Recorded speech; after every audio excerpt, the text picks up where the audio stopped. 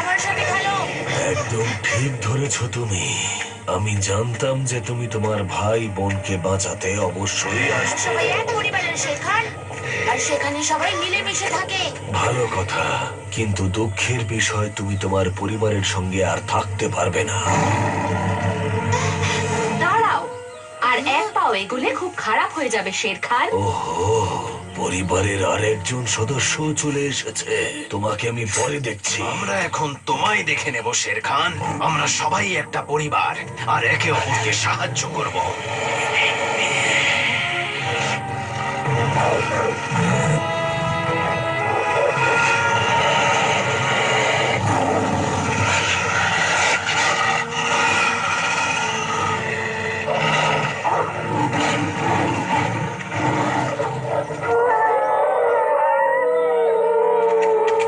আমি ফিরে আসবো।